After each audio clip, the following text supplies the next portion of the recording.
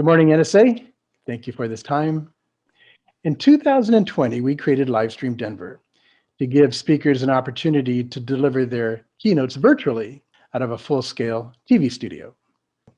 We also created a home studio kit for those who were building studios out of their home office. And thirdly, which we're going to demonstrate this morning, is we created a remote production service. Now, this allows me to log into your computer remotely and basically switch your camera views so you can deliver your program essentially with just changing your slides and delivering your program as you would normally. So Jim Davidson is with me here this morning. We've done numerous remote productions with Jim as he delivers virtual programs from his home office. So Jim, why don't we show them a little bit how this works? Great. When this started for me 2 years ago, I knew nothing about home studios or production.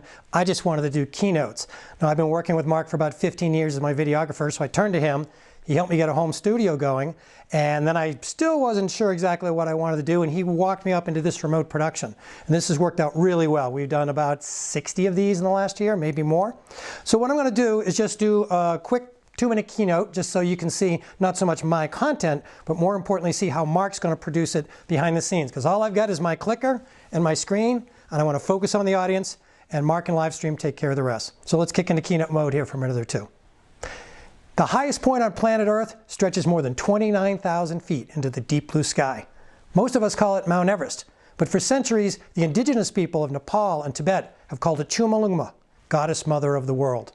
Now, I want to share with you today several trips I've made to Mount Everest, but rather than focusing just on the climbs themselves, I want to focus on what kind of resilience lessons we can distill from that for facing change, challenge, and uncertainty. Let's take a look at a summary video to show you what it's like when that earthquake hit us on the mountain.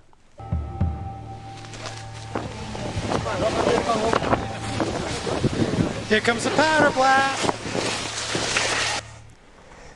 Now, if we had longer together, I might share more of the experience of being in the earthquake and in the avalanches, maybe doing short readings from my book and sharing more photos with you. So I bring up word slides and Mark's producing in the background. We would be talking about resilient teamwork. I would slow down and talk a little bit about each of these, about situational awareness and accepting the change and adapting fast.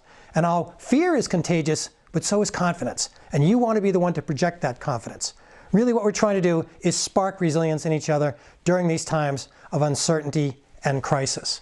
As I head towards the end of the keynote, I'll bring up more word slides and distill some lessons. And because I don't have to think about the production, I can just think about my clothes and my audience. Mark takes care of the rest, and we work our way to the end of the keynote. Finally, we wrap things up. Let me leave keynote mode. Now, the beauty of all this is that I just focus on giving my keynote, and Mark makes it all happen in the background. Not only does that really help the production, I'm finding that it helps sales too. Because when I'm talking with a client, they're trying to decide about me or some other speaker, I tell them, you won't see me sitting at my desk on a Zoom camera with books behind me. I'm going to put this keynote on its feet. We're going to have a 3-camera shoot going on, and that allows me to just focus on my keynote, and Mark and LiveStream can focus on the production. Mark? So that's it. So as you see, I'm changing the camera views as Jim's delivering his keynote. I'm going to a close-up, the wider shot, the slide shot, and him in the corner of the slide. So as he's delivering, I just pick and choose what is the best view for that particular content. And that's remote production in action. Thank you. Thanks.